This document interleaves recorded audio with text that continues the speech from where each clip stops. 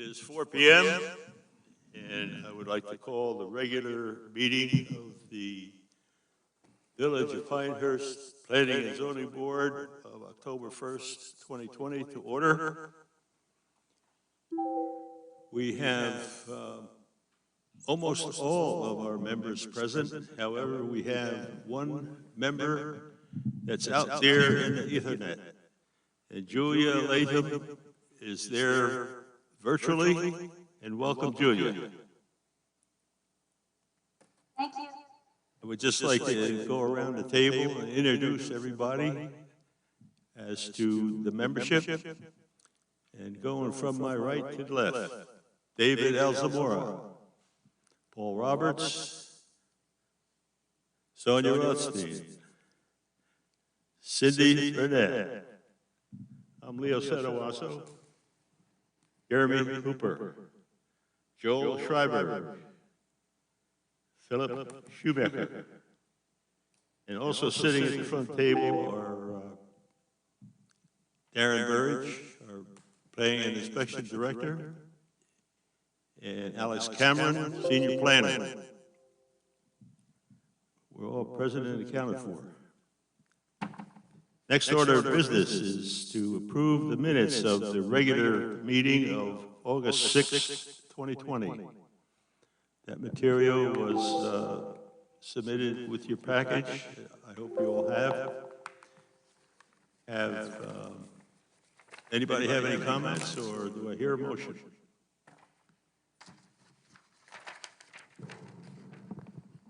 I'll move to approve the minutes from the August 6th meeting. I'll second it. We have a motion to approve the minutes of August 6, 2020 by Cindy Burnett, seconded by Sonia Rothstein. All in favor, signify by saying aye. Aye. Aye. Opposed? Motion carries. We're here tonight, folks, for a public hearing.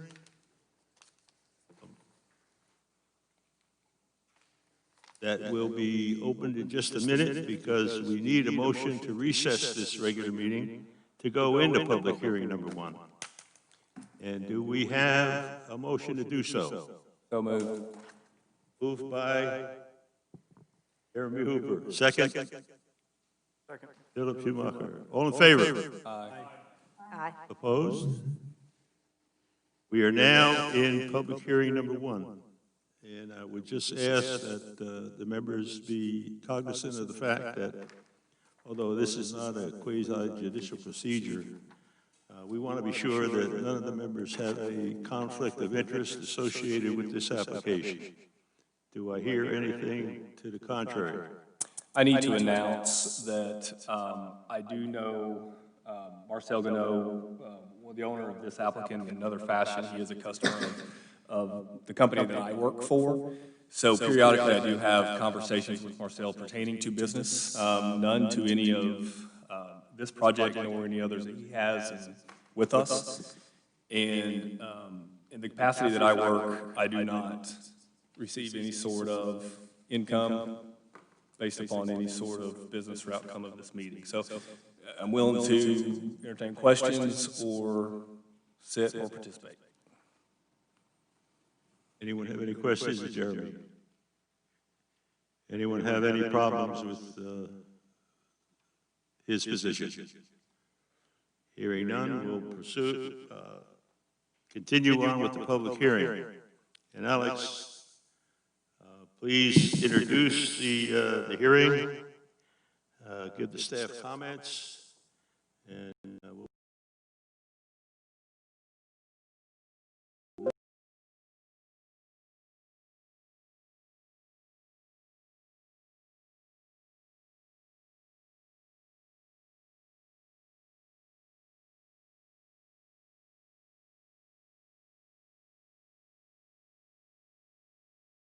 territorial jurisdiction. It's actually bounded to the north by the village's corporate limits, and it's located just off of and south of Blake Boulevard. The parent tracts are identified as Moore County Parcel ID number 000-46287, and a portion of approximately 1.3 acres of Parcel ID number 000-46241, As stated in the application and in the board's packet, the applicant and the owner is the Cottages at Legacy Lakes LLC. All right, the current zoning and land use, it is currently zoned R5, which is for high-density residential. And you'll see that this subdivision is for one single-family residential subdivision, approximately 14.4 acres in total size. The proposed zoning and land use, there is no proposed zone change with this property or land use, as it will stay R5, high-density single-family residential. And again, it will accommodate approximately a 40-lot single-family subdivision with the related and needed infrastructure. This public hearing was duly posted, and adjacent properties were notified, and this hearing was published. This requirement is from our development ordinance. This is, as the chairman did state, this is not a quasi-judicial public hearing, and it is not a legislative hearing like associated with a zoning map or text amendment. However, our development ordinance does treat these public hearings to be noticed like a legislative hearing. So major subdivision, why are we here today, and why is this defined as a major subdivision? And this is really by state statute and by language in the development ordinance. And that is a subdivision of land created more than 3 lots and which would involve the dedication or improvement of any new or public or private streets. With major subdivision review, applications and material are first submitted to the village planner and then are distributed and reviewed by the technical review committee. After the technical review committee, or TRC, as you'll see mentioned in the staff presentation and within the staff report, typically after staff TRC comments are addressed, the proposal is then scheduled and to be reviewed by the Planning and Zoning Board, where this board will formulate a recommendation to Village Council. And then Village Council will then subsequently hold a public hearing and review the proposed subdivision along with the staff recommendation and the recommendation of this board, and then they can ultimately approve, conditionally approve, or reject the proposed preliminary plat for the major subdivision. Included with this particular subdivision application and included within the board's packet are the application, our preliminary plat, trip generation, and a biological assessment for impacts on the red cockaded woodpecker habitat.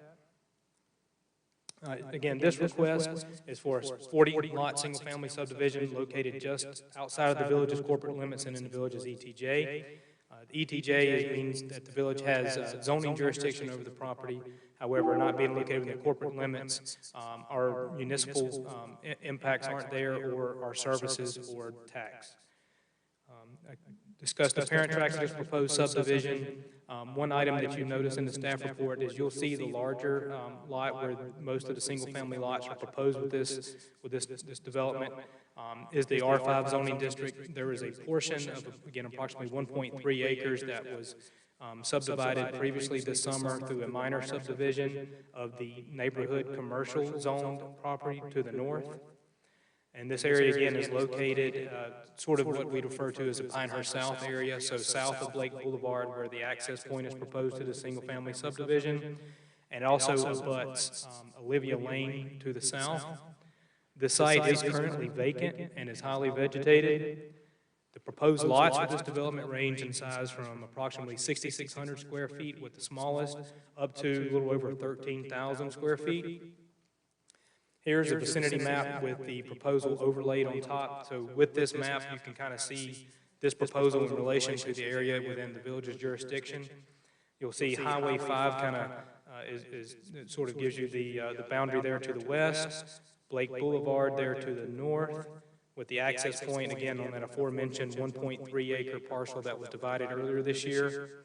And then this larger tract here is the tract that is currently zoned R5, and again, where all the division is really shown here with this proposal. Olivia Lane is here to the south, Arnett Street to the west, CCNC here to the east of the proposed property, the Postal Service, again, and all those other associated parcels there to the north. Alex, just to be clear, there is a commercial lot involved with this also. The 1.3 acre division that currently occurs. In the NC zone. It is on NC, yes. Lake Boulevard. So if you see again with this, it is the sort of trapezoidal parcel here to the north, where it's just shown as access to the single-family subdivision. Any question in that?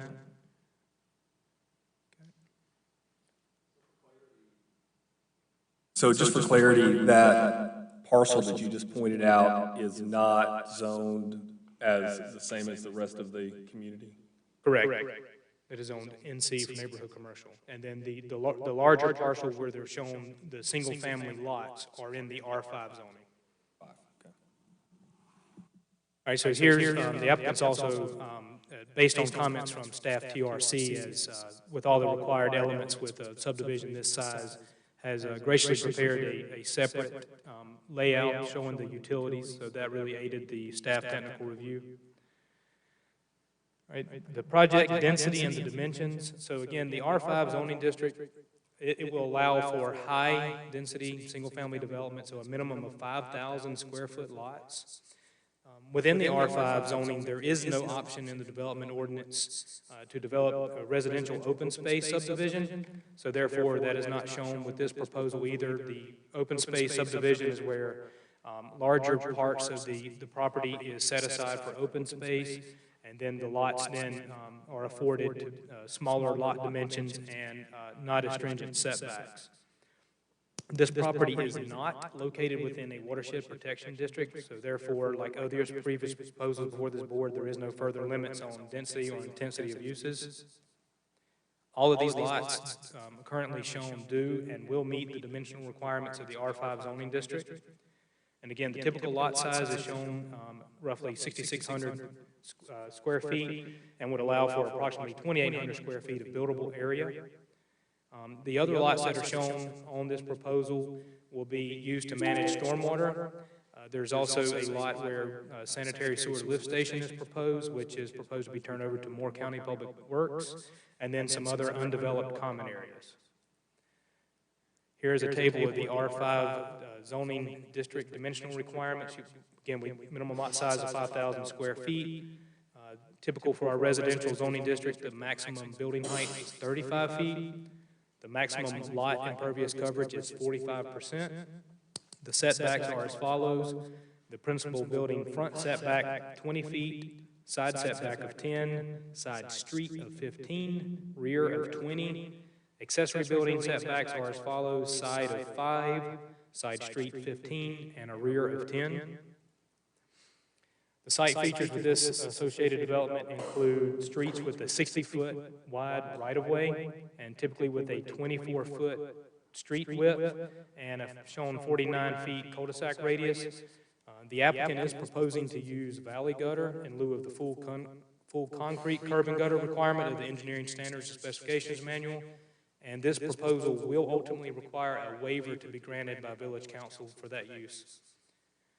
Again, as we've shown with the other maps, access to this subdivision is from a connection to Blake Boulevard, which is a village-owned and maintained road.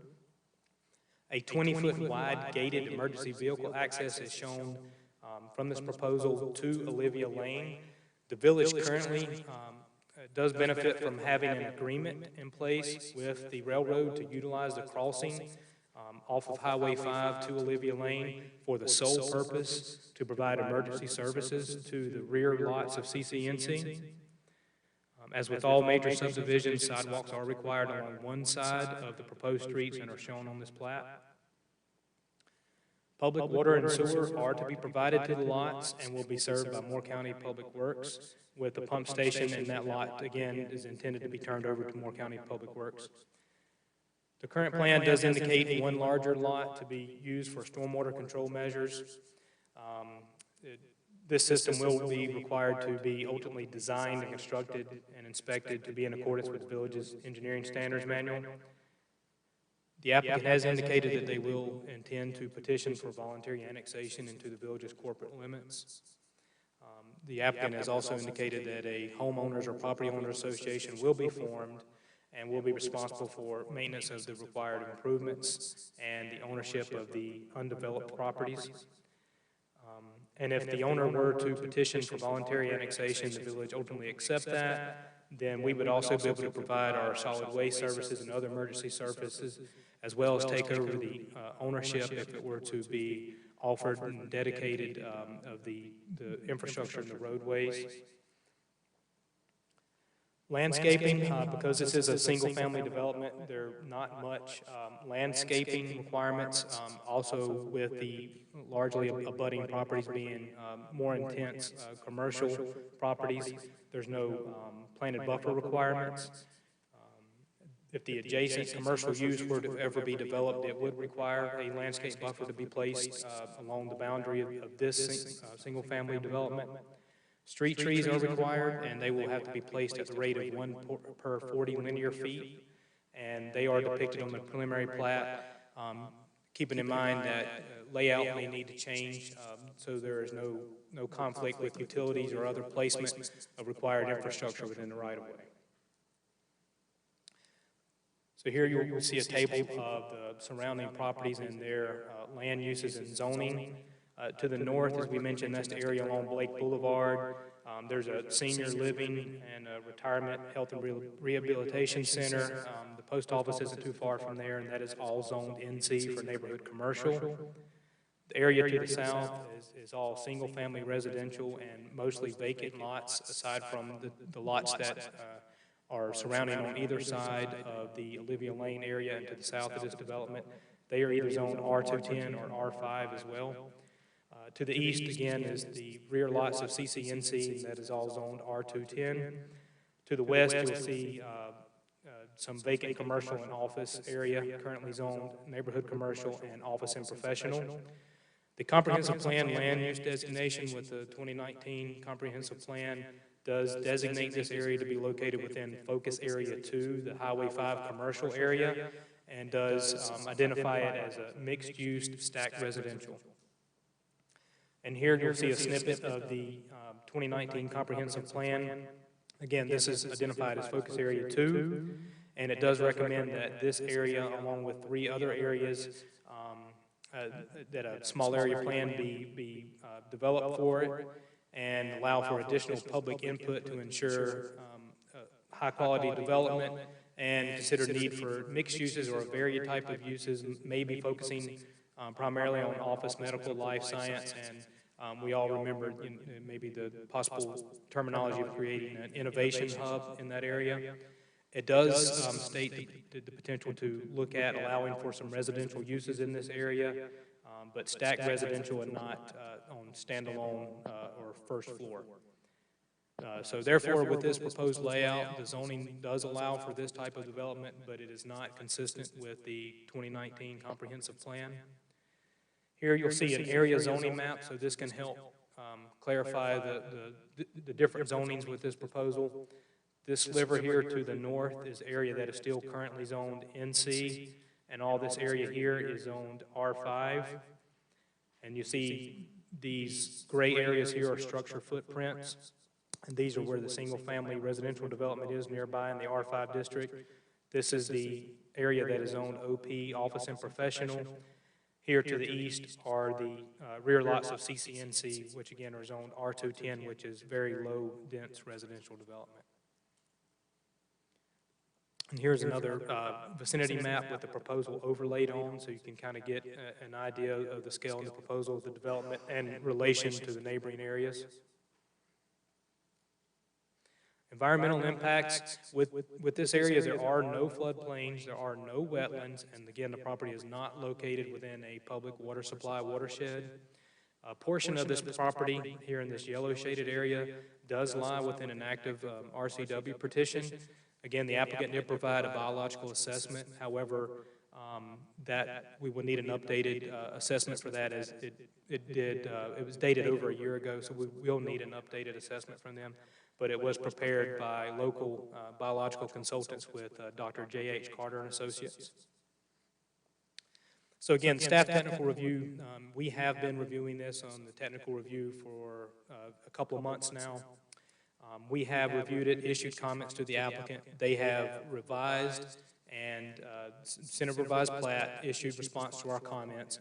We have reviewed that plat, which that is the plat that was included with your board packet, along with the TRC's comments, which was also included with your board packet a couple of weeks ago.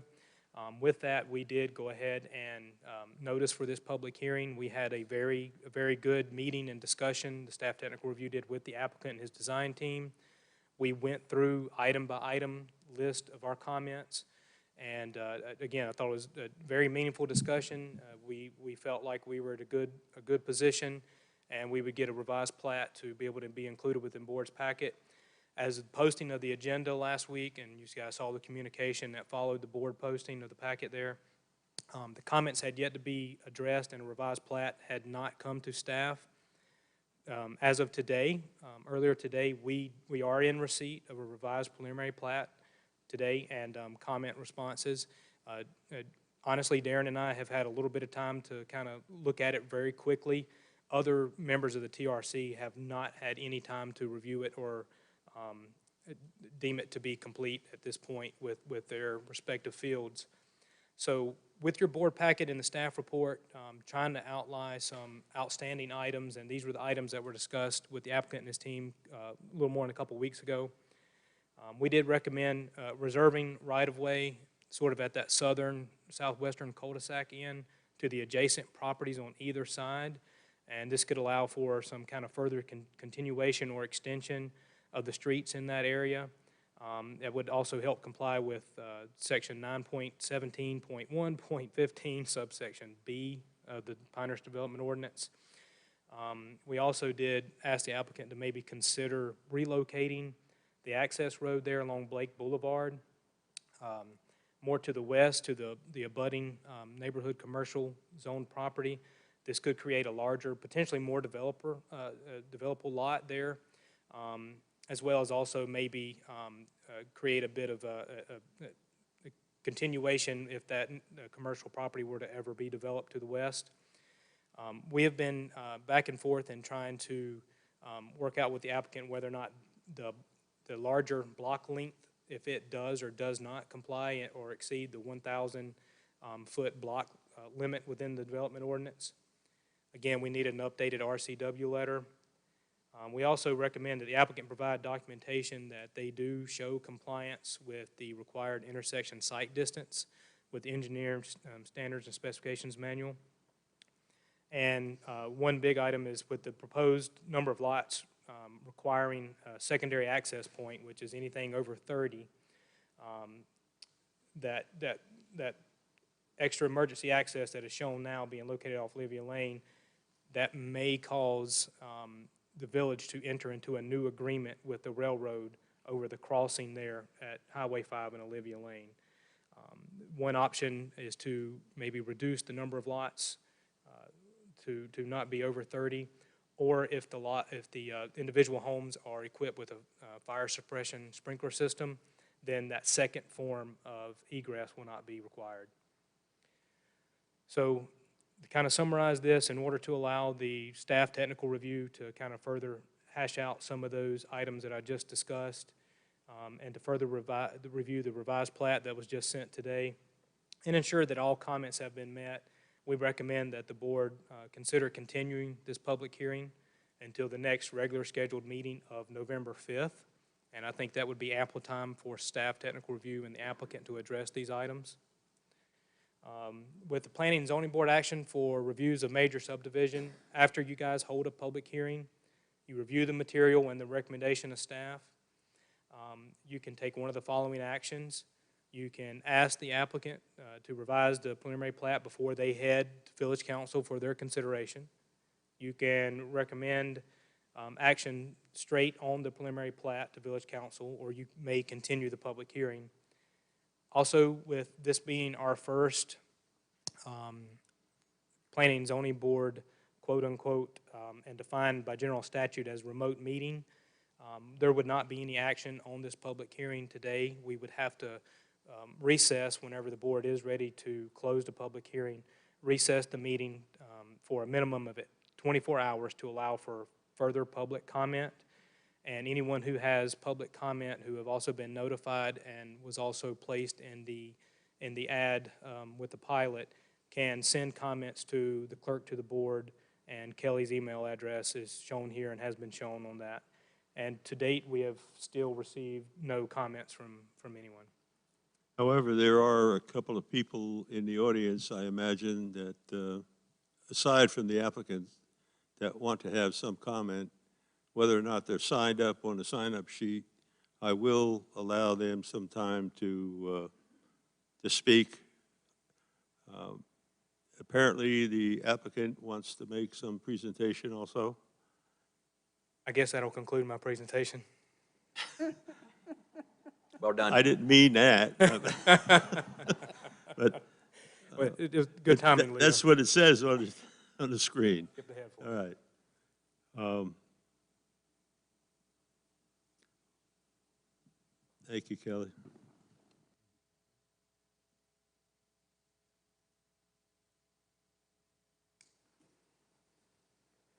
Well, two of the people on the list of two of the three are the applicant or representatives of the applicant.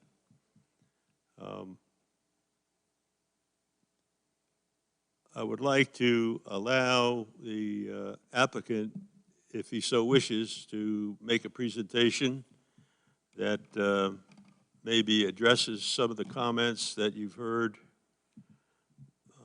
that were on the staff report that should have been acted on at this meeting. Does anyone on the board have anything opposed to that? Joel? If the staff has recommended, that we postpone this till November 5th, because of the incomplete nature of the application, is there a need to listen to anything other than the folks who came here to comment, that would not perhaps need to come to the next meeting if we heard them now, so they don't do this twice? But my assumption, I don't know whether I'm correct, is that we listen to the application now, and then if we vote to table this till November 5th and they complete the application to the satisfaction of staff, we're going to be sitting here listening to this thing twice. I just don't see the need for this, because I'm going to vote that I'm going to make an amendment when I stop, a motion that we just table this till November 5th when it's done. Let's give the folks that are present, other than the applicant, a chance to speak if they wish, and then we'll revisit your comment. And let me speak a little bit real quick, if I could, to the board. Maybe the conclusion there, since it was maybe a little rushed there at the end, I didn't really probably set it up as clearly as I could. The outstanding items that were kind of commented on are really meant for staff, technical review, and the applicant to kind of address outside of the public hearing, and I feel confident we will. However, the nuts and bolts of the proposal really won't change. So I think, since we have noticed and we have gotten everyone together, I think as you stated, you would like to let the folks who did show up have a moment to speak. I think we should owe the same to the applicant, and because the greater proposal won't change, and there are very technical items that will need to be addressed between now and the next meeting as recommended by staff, I don't foresee another subsequent presentation if you're just worried about sitting through another presentation by the staff or by the applicant with your next meeting. I think by then it's more to give staff the ability to give this board a solid recommendation at the following meeting. That's just staff's recommendation up for consideration by the board. I have a question. Why are we always rushing this through? If we're not completely with all the answers, why are we getting partially in the day of? Do we not have deadlines for this stuff? I mean, I'm a little confused. Well, I think part of the issue on this is we had originally scheduled a public hearing because of the requirement in the PDO. We have to have a public hearing. When we scheduled that PDO, we thought the plat that you're looking at tonight is the plat that was going to be requested to be approved. What happened in the meantime between us scheduling the public hearing and today's meeting was there were some adjustments that the petitioner wanted to make in between the original submission of the plat. So that's kind of why we were going down the road, because we had noticed it as a public hearing. So that's kind of why we're here right now. So we weren't really rushing. There was a change kind of made at the last minute based on some conversations that we had between the developer. It's the best answer I I feel got for you, Sonia. comfortable with that. So everything from the applicant has been turned in to date, right? So our time that may be needed would be to give you the review that staff needs to make a recommendation? Is that what I'm hearing? And I'm probably regurgitating or talking about it again. But is it possible that what we're looking at today would change between now and November 5th? And if it did, we would obviously have the opportunity to review it on that date, right? The grand layout of this proposal will not change. The number of lots, the density, none of that will change. There might be some minor layouts as I'm looking at the plat right now. I mean, just to touch on a few things, and again, you saw the highlighted outstanding items that the staff technical review had. It looks like one of them is already addressed here. Darren and I are looking at another potential ask that, you know, of a consideration here. It seems to be very easy. I think there's intersection site distance needs to still be worked out, and that secondary form of access. And there again, this is probably some dialogue that we can probably go through if the applicant had an opportunity to kind of go through to kind of bring us up to speed on what we've got today, that we can review in the meantime before the November meeting and give you a meaningful recommendation. It sounds like we need to maybe offer you guys more opportunity to review what's been changed. Absolutely. What would have been the deadline to submit any revisions to make this public hearing date? There is no clear deadline or expectation laid out in the development ordinance. And Probably that's needs part to of the be. problem. And agreed. And we are further compounded by having to notice a major subdivision review as we would a legislative action like a zoning or map amendment, when this is really not a legislative action, not a quasi-judicial action by this board. It is really an administrative review. This last minute stuff is not fair to anyone. It's not fair to staff. It's not really fair to the applicant. Nobody really has time to do what they need to do to make a review, to have an informed decision in their mind to make a decision. So And I can appreciate anybody else have that, anything to but say before I ask the one resident who's on the list, Marguerite Ingram, to speak? One thing I would note, Leo, is the applicant was trying to accommodate some of the concerns. Some that of we- it, some of it, not all of it. It's still incomplete, isn't it? Couple issues that need to be squared away. Okay. Ms. Ingram, would you like to comment, please? Okay. A couple other people came in late. Their names are not on the sign-up sheet, but would either of you have any comments to make at this point? Sir? Certainly. Please come up to the table and speak into the microphone, either the one that leave you standing or have a seat.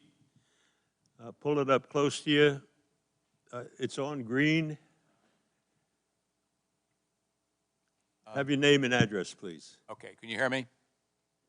You can hear me? Yes. All right, my name is Jim Rogers. I'm a resident of CCNC, and two pieces of property that I own are right up against the fence concerning this project. And I do have a question for the gentleman, Alex, right? He said that, and this may be a redundant, I don't hear that well back here, so this could be a redundant question, so I apologize. But I would like to have him or somebody explain to me what happens with the access if you get to the point where you have a minimum number, fall below the minimum number of houses to be built, what happens concerning the railroad and the access?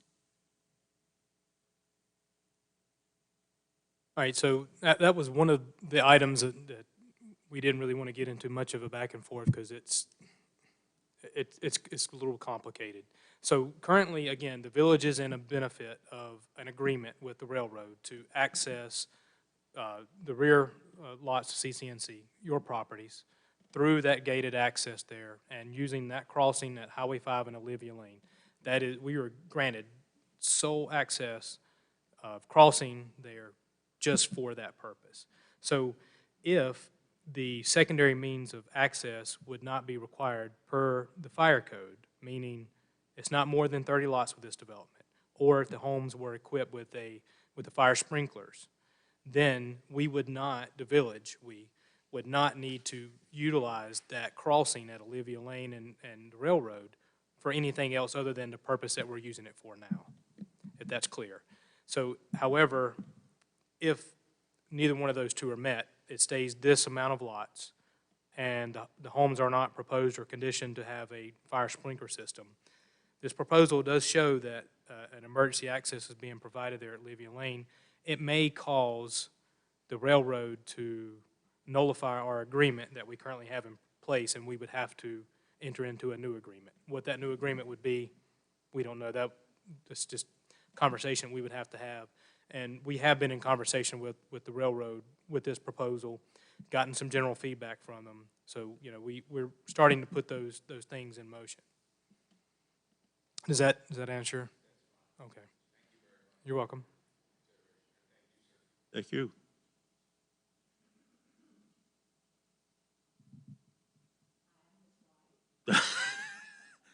You've got to have something to say then.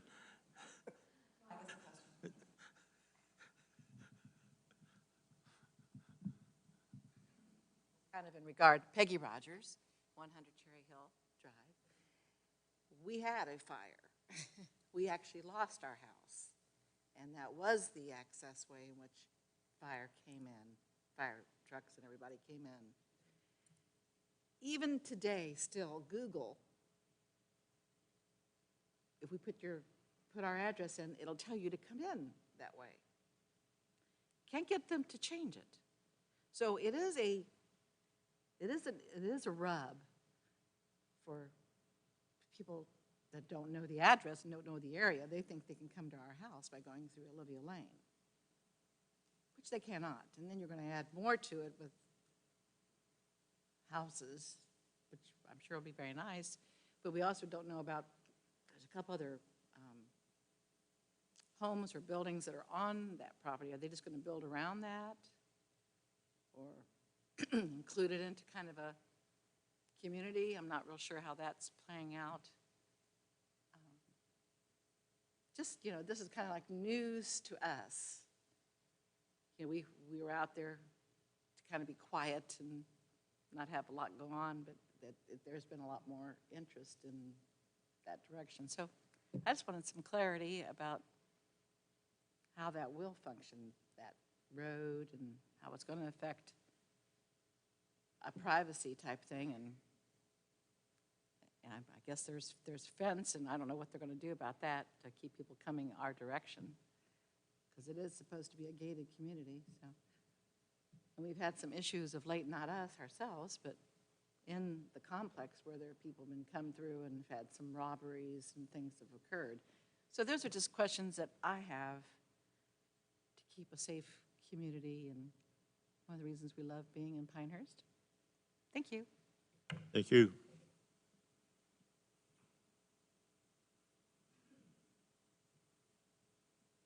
So with this proposal, there's nothing changing. That access to the rear there of CCNC will and is proposed to remain solely for emergency services only. Obviously, if you guys are having some issues, please contact the local authorities that are needed for this. Your other question, I think you were asking about the other two existing single-family lots there that are kind of on either side. They're the southern portion of this development. They are not part of this proposal here.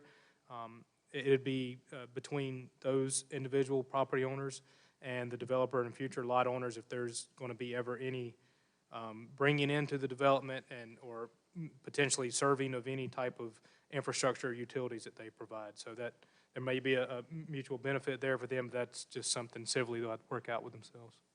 So again, no proposed change other than emergency service access, and I don't know how to help you with Google.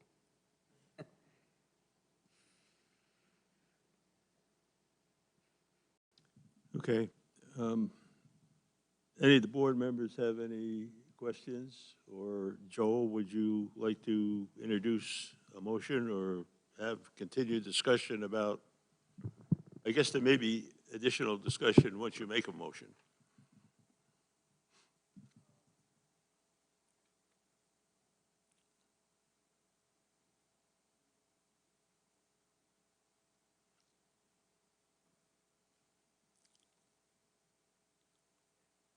And I'm not sure what the additional discussion would be.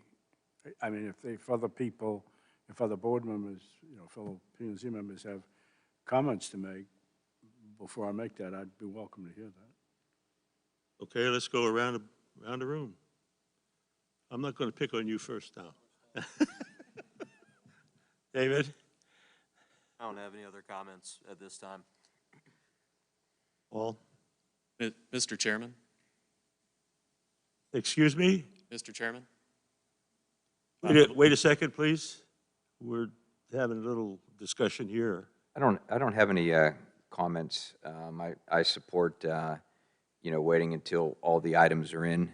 I'm sure my fifth grade daughter would love to hear that she passed the grade before she finished the test.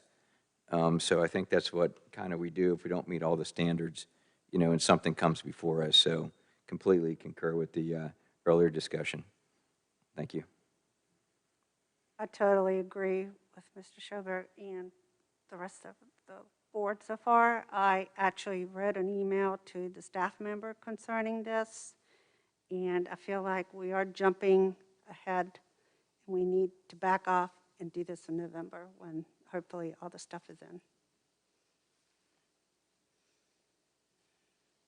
I don't have anything to add at this time.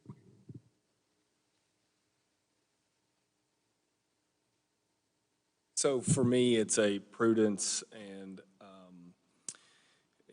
maybe a procedural thought process. The staff has asked for more time. I'm in favor of supporting them. So whether or not we got to make a decision as a board on whether or not, from my understanding, on whether or not we allow the applicant to go ahead and speak on some nature or not. And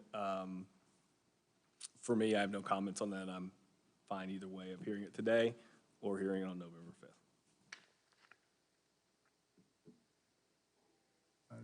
I'm just concerned that we set a precedent for incomplete presentations. And that plus the staff asking, and I spoke with Alex yesterday, the day before, through email about it, that it just seems to me that we're here to review and offer comment on complete applications. And so I don't personally see a harm in extending this for another 30 days until everything gets in order. Bill? I agree with the continuance, but I would like to hear what this gentleman has to say. Sir, your name and address, please. My name is David Neal. I'm an attorney with the law firm of Fox Rothschild of Raleigh, North Carolina, 434 Fayetteville Street, Suite 2800, Raleigh, NC 27601. I'm here on behalf of the applicant. It occurred to me as I was sitting there that we're obviously going to come back on November 5th regardless. But members of the public have come forward to ask questions, and to the extent they've asked questions and Mr. Carpenter might have answers to those questions to accomplish the board's goals, we might want to at least get that accomplished today. Well, I'll ask the board, and I don't think their opinion is going to change, but I'm going to ask them. Does anybody agree with the gentleman's proposal?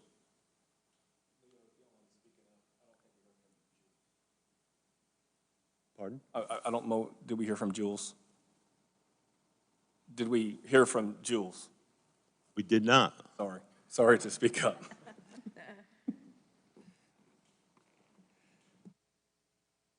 Jules, we can't hear you.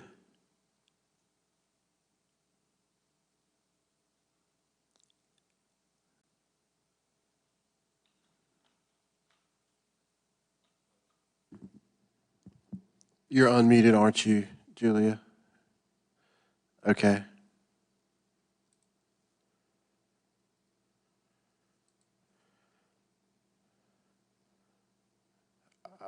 Let's see. You say something else? How about now? There you go. Hey, but you have to speak up. Okay. My thoughts are, generally speaking, I agree that we don't want to get into the habit of hearing half-completed applications. It sets a bad precedent and wastes the board's time.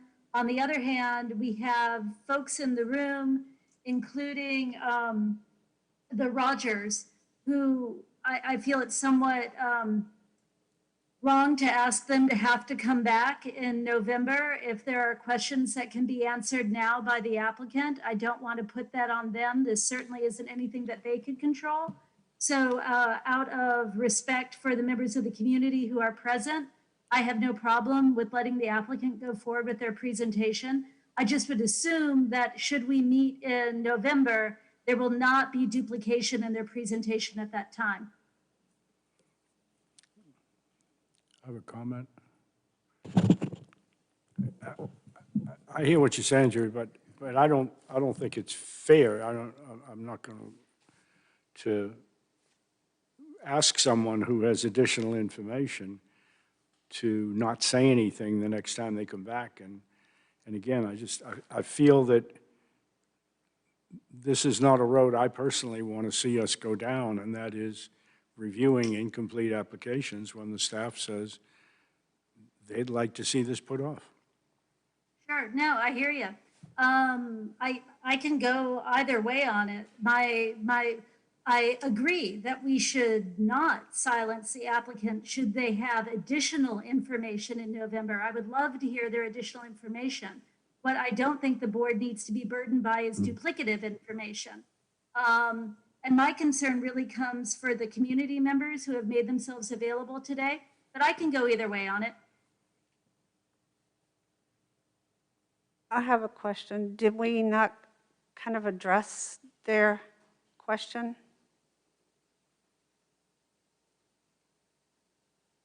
The community members? I think that would be more a question for them and not for directed at staff. I mean, you can certainly ask the folks who made the time to be here today if they would like to hear.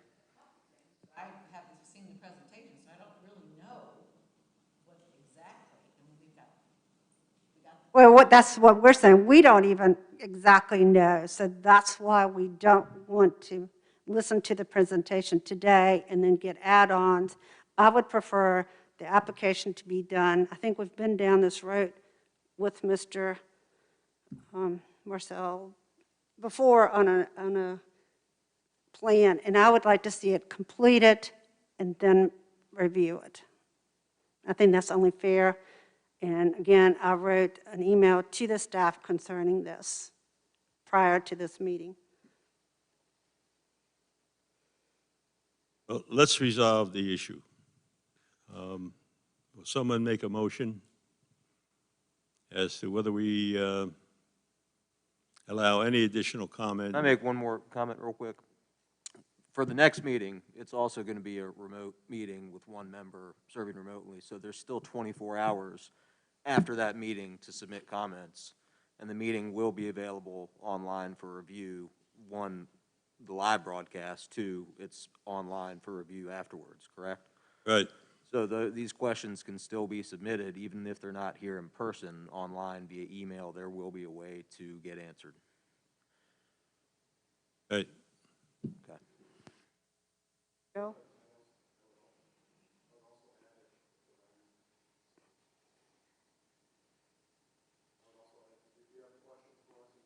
Come to our office and we'll talk with you about any concerns that you might have and see if we can address them ahead of that meeting. And if any material you would like, we can certainly forward that over to you. I have a question. So procedurally, we could make a motion as a board to recess this meeting at any time, either now, hear the applicant directly afterwards, or is there certain times that we would have to make that motion to do so? So since there seems to be more information that's going to be needed, there's going to be another recommendation by staff, pending what presentation is done by the applicant here. I think the public hearing should be continued and left open, so there could be more of this open dialogue, more discussion with the board themselves, with staff and with the applicant, more folks from the public, instead of just the recess in order to accommodate that 24-hour comment period. So if we continue the meeting, then we don't have to renotice the public hearing portion of it. Once the public hearing is closed, after that, there still has to be that minimum of the 24-hour comment period. So we could hear the applicant's presentation and then immediately continue the meeting right after that with no discussion, and everything would be similar, or no? Correct. This additional information that the applicant has to come up with, how far in advance of a public hearing do you need it in order to prepare your review and comment? 2 weeks. With the board packet being posted the week before the scheduled meeting, that gives staff that week to prepare that, and 2 weeks would back the information up the week before that. And that's speaking for myself. Knowing what staff's availability is in the coming week to 10 days, I would be hesitant to speak on behalf of other staff members. If you see the comments that we placed within your packet, they're kind of just a handful of items. So I would feel comfortable that we could probably address them. And the items may be addressed. We just haven't had that opportunity. We just did receive this today with the understanding that we had weeks ago were that we would have something within a time period enough for staff to take a look and prepare those items, and we didn't get it. Does it have to go back to TRC? Exactly, yes. And that would be the 15th of October? That's our next scheduled meeting for that group. And you look at that timing, that date of our scheduled TRC meeting, which I think was the 16th of September, maybe. 17th of September. Was the 17th, okay. That is when we had the meeting with the applicant and his design team. I mean, it was a good discussion. So that's why we felt that we were incrementally there to get before this board. And then it just fell through the following 2 weeks. So even at this TRC meeting that's going to happen on the 15th, it is very possible, it's possible to say the least, that it not be completed and approved through TRC at that point. That potential is there still. Potential is there. Exactly, yes.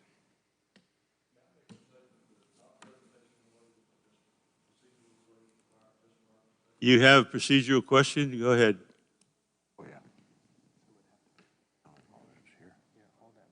Thank you. My name is Tim Carpenter with LKC Engineering, 140 Aquashed Court, Aberdeen, North Carolina.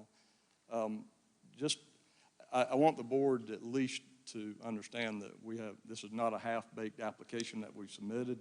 Our original submittal was back in early July, and we've been working through staff comments for a couple of months. The review cycles in some cases have maybe taken some time, at least in our perspective. And we felt like we've addressed the comments, a lot of those comments being very, very technical in nature, and some probably even related to a construction drawing review. So I guess from our perspective, and on behalf of the applicant and those here representing the applicant, I don't want you to think we put this thing together in 2 days and just tried to cram it down the village's throat. That's not the case at all. We've been working through some very complicated questions, and we've been resolving some issues that hopefully at the end of the day will work to the benefit of the village. So, But the thing is, right now, the application is still incomplete, and we should not hear an incomplete application. well, I think the nature of the incompleteness was obviously, we may disagree with that a little bit because we think some of those are very technical by nature. So, but I'll leave it at that. I understand the fact that we're going to be back here in November, but I did want everybody to understand that this has been an ongoing process for some time. So Tim, so I heard you correctly, you feel the application is complete, at least from your stance currently today? I understand, yes, but I understand Alex's Sure. staff report that he got some information today. I completely understand that's hard to digest, but we feel that the nature of some of those comments are very technical in nature and are not necessarily aimed to the scope of the project. But we're very respectful of this board's time and efforts, and always have been. So I'm not here to pick a fight. I just want to make sure that everybody understands that we were not, we've not been sitting on our hands for months and just submitting things at the last minute. Thank you. As I said before, let's resolve this issue. And I guess it's going to take a motion to do that. So, Joel wants to make the motion. Yeah, I'd make a motion that we continue the meeting until November 5th, or the next planning and zoning. without any further comment from. Correct. I'll second that. Okay. We have Could you We have a state, motion could you state the to time as well, please? continue this public hearing to November 5th at 4 p.m. in this building. Would you accept those amendments? Yes. Will you? Thanks. That's a date certain and a location certain to continue this application. And let me say, all in favor, raise their hands. 1, 2, 3, 4, 5, 6. Comment with that? Julia, too. Comment? Yeah. I just would like in the future, I know that it's a 2-week requirement to advertise these meetings.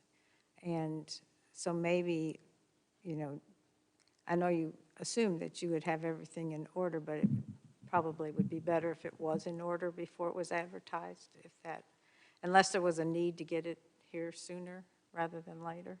And don't think that this hasn't been discussed, thought, and many just random thoughts going through staff's mind, even when they're not on the clock, of how we can better fix this, not only for the village's perspective, for the applicant's perspective here too. As Mr. Carpenter said, I wouldn't even necessarily go as far as to say that this application is incomplete. I think that's incorrect wording.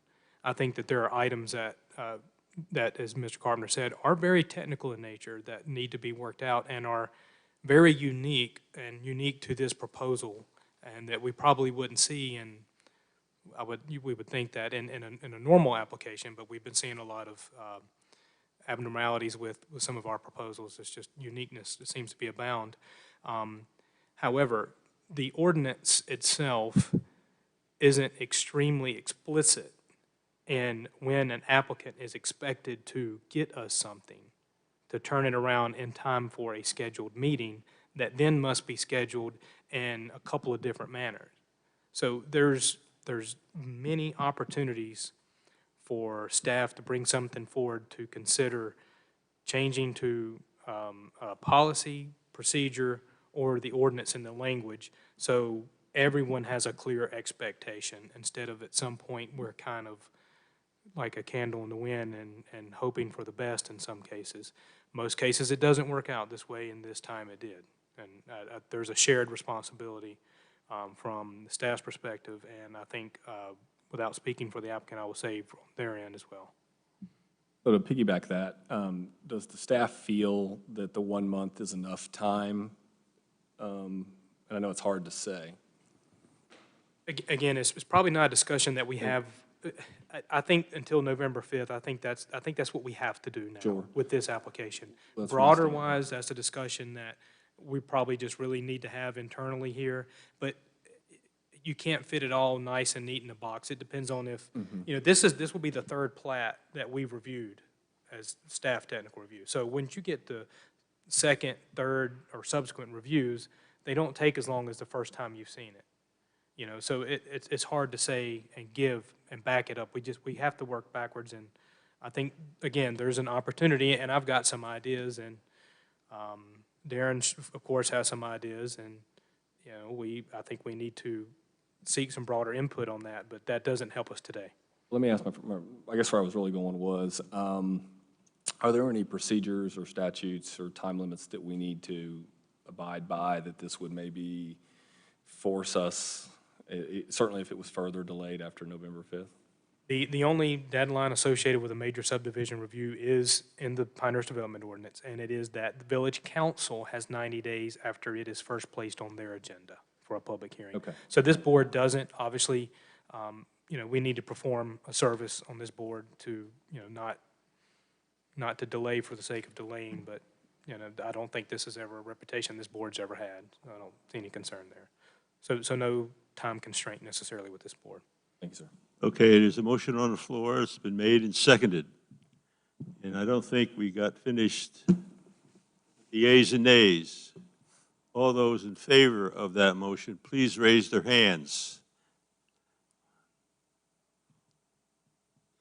We have 8 hands up. And I appear, Julia had hers up. I saw that. I don't vote. The motion carries. That the application and the public hearing associated with the application will be recessed until November 5th, 2020 at 4 p.m. in this building.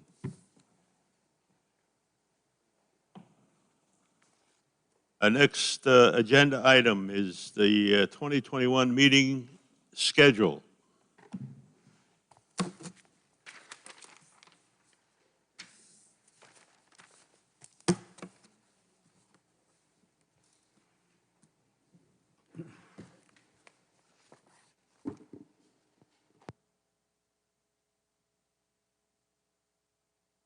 Do we have a proposed 2021 schedule?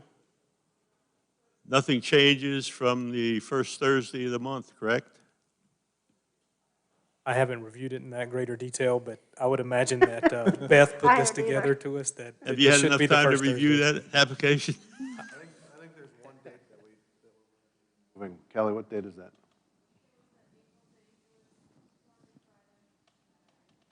So I think we're proposing to push it to, what was the date on there? So it'd be the 8th. So I didn't have to take a look at it. She had. Since you're changing it, I'm not sure if that's Passover or not. I'll have to check the calendar. Julia, do you know?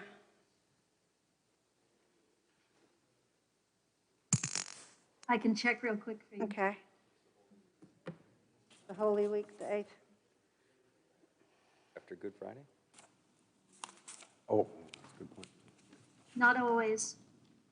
What's that? The question was about Good Friday, and I was replying, not always. Passover begins Wednesday, April 8th, and runs through Thursday, April 16th. Sonia? Okay, that's what I thought. Okay. Anybody on the board have anything to say for the good of the organization? I just have one Actually- question, comment. I'm sure there was a lot of effort put into the long-range comprehensive plan. I'm sure, there were 6 digits to the left of the decimal point, that it cost, the village. But we don't seem to follow it, and everything that comes here is never, I'm not saying that the comprehensive plan is good, nor should we follow it, okay?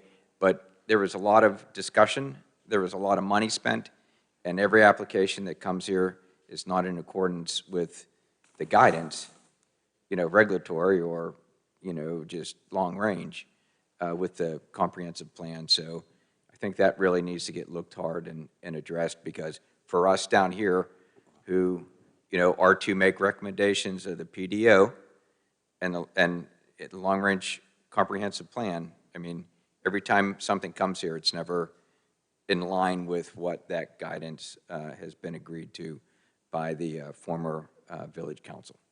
Thank you. And that's a good point, and I would like to jump on that if I could. And, I mean, this board, you know, you guys are charged with some pretty heavy duties here. Statutorily, you are to be the first reviewers for village council on any map or text amendments. You know, we haven't followed up with what we said we were going to do yet in the comprehensive plan. That is to go.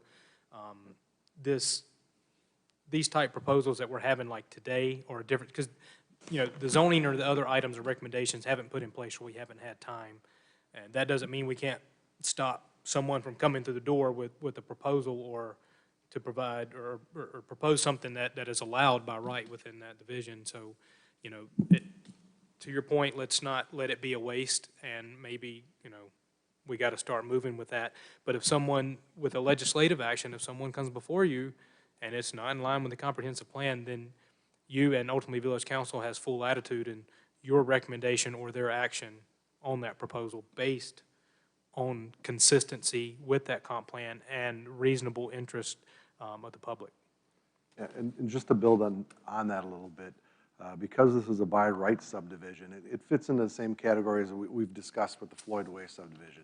Because the zoning is in place, this is what you're looking at is essentially a staff level review elevated to the Planning and Zoning Board. If it meets the requirements of the PDO, you're pretty much incumbent, you have to approve it. That being said, we need to protect the integrity of this. Yes, you're right. There was some money spent on it, and there's some good ideas in here. And the method to protect that is, you know, we're looking at doing the small area plan for this area. But there's things like doing proactive zone changes, and nobody loves to initiate proactive zone changes. But would that have done something in this instance to prevent this from moving forward? Yes. Are there things like moratoriums that we can explore? We can explore moratoriums. The issue with moratoriums, however, is you can't moratorium, I believe, something that involves a residential development. So if we say we wanted to put a moratorium in this particular area, that would not have stopped this development from going forward because it's a residential development.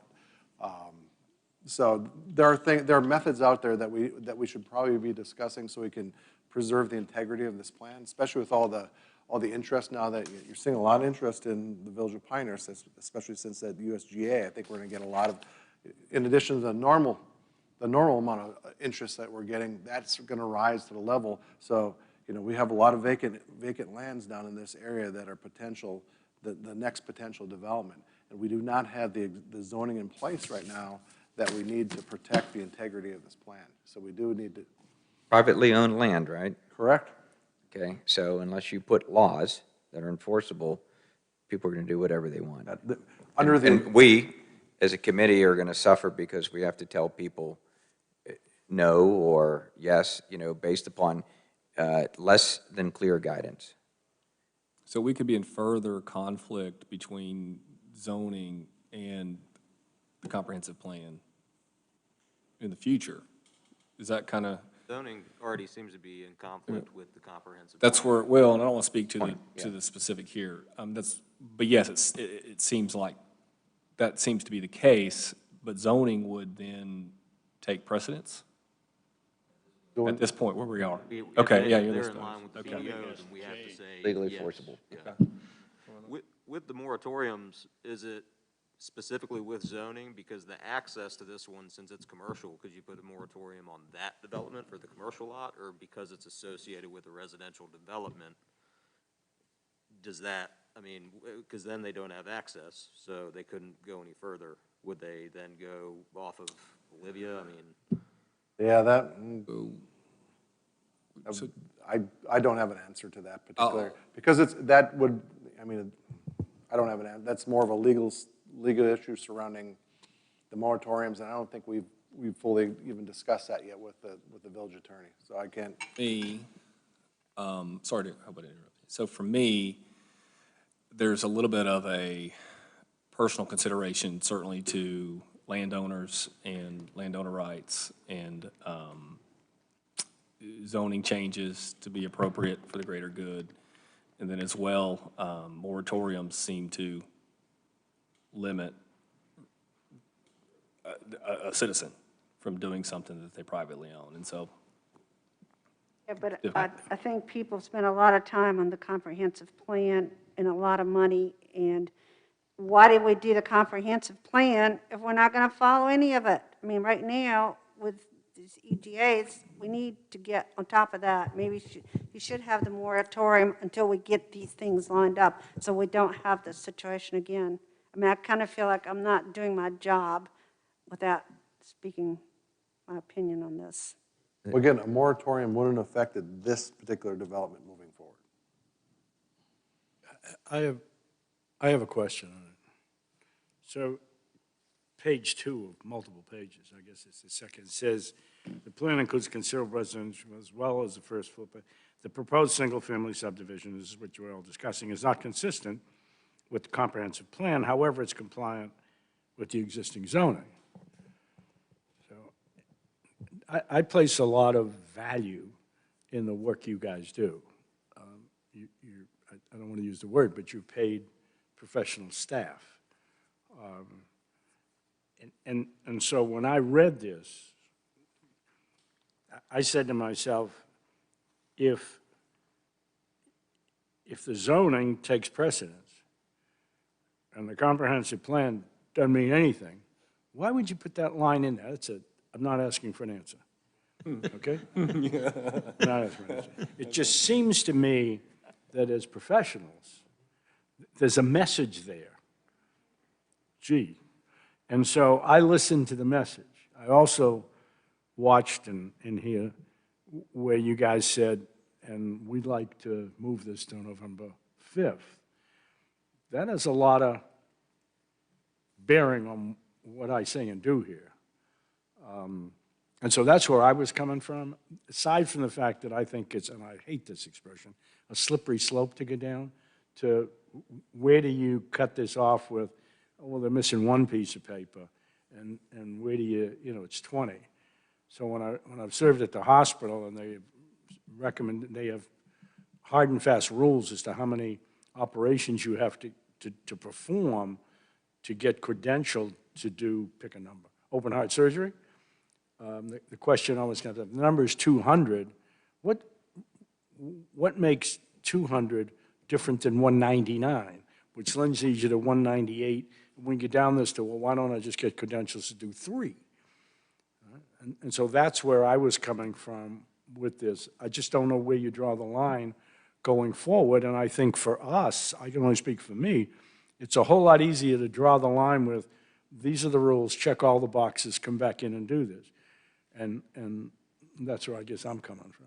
And if you guys feel differently, then just make a recommendation, listen to your recommendation. To your first point, we have a reason for why we put the comprehensive plan designation in there. And we'll discuss that at the next meeting, so we kind of close that item off for discussion until the next. There is an answer to that, and it's because of the adjacent land use, and that's vacant right now. So we want to go on record. Everybody knows that the use that's going forward is not consistent with what is envisioned for the broader area.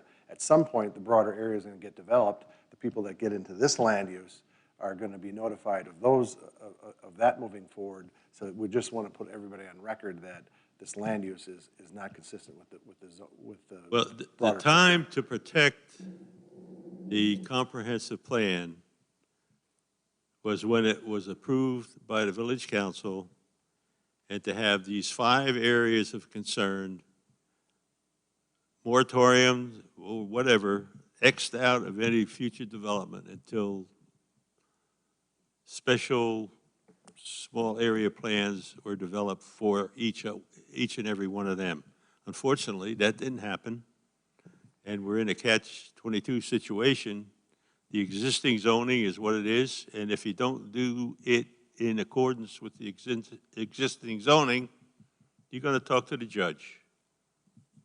Yeah, my concern is just to take it a step further. I'm trying to find it. This is what this place is all about. It's a charming, vibrant community which reflects our rich history and traditions. I'd suggest to you that that's about to change. This is, you may want to call it a charming large community, but this is no longer going to be. And my concern in listening to this was, I've stated it 2 or 3 times, I'll do it one more time. I think in months, years to come, sooner than later, very near future, you may get applications that are not complete, and somebody says, well, you allowed that one, and so if you don't allow me, I'll see you in court. And I just don't want to go down that road here. I mean, I think that we have been very fortunate in not having people sue us for not letting them do what they want to do when it comes to presenting proposals, and I don't want to go down that road. I don't know how the rest of you feel, but I think this is such a special area with this Olivia Rainey Road, and you still don't know who owns it, and you don't know whether it has to change. I mean, the whole design of the area may have to change to 30 homes instead of 37 if they can't have emergency access. So that's kind of a critical point to resolve before we approve a subdivision, in my opinion. Well, what about if the train was stopped for whatever reason on the track for 12 hours, and there wasn't a secondary, I mean, the place will burn down. Well, I think all things you're speaking are great points, and I think that's why the staff maybe says, hey, halt it a little bit. We need some time to review. Well, they said it was a complex application. If I had a complex problem, I would welcome another 30 days to work on it. Exactly. Yeah. So. It's not like we put this off till March. Sorry. I mean, it's 30 days. Pinehurst will still grow in March. The land will still be there. Maybe. Yes. I'm pretty sure. Anything else is going to be on the November agenda? I think staff would like to bring an update to this board on something more palatable. To talk about rezoning in accordance with the long-range comprehensive plan. Not what I had in mind. So you guys just wait. We don't want to tease you too much before we bring something to you. But staff's been working really hard on trying to get something together that we think you guys would like to see and the community would like to see. I would like to make closing remarks if I could. This is the first meeting this board of this group done a remote meeting. We can see Julia there. Julia can see and hear us well, and that didn't all just happen today. So I want to give a shout out to the IT department. Yeah. And Jason's glad he gets to go home a little sooner, but he does have to work a little bit even after this meeting's over. So anyway, him and his staff keep us going, and we're only able to do this because of them. So thanks to them. Julia, you have any last-minute comments? Only one thing. I mistakenly, when I looked at the dates of Passover, looked at 2020 and forgot that this wonderful year will be over by March. So for 2021, it's Saturday, March 27th to Saturday, April 3rd, which means we should be fine with the calendar. I hadn't looked at the calendar, that's why I needed to check it. Yeah, I think that'll be fine, won't it, Alex? Yes. Yeah, okay, that's it. So it'll be April the 8th? Is that what we said? Okay. No, March 27 to April 3. Right, but the meeting will be April the 8th, the second Thursday. Yes. Motion to adjourn? So moved. Second. Motion is made second to adjourn. All in favor, please signify by saying aye. Aye. Opposed? Aye. No.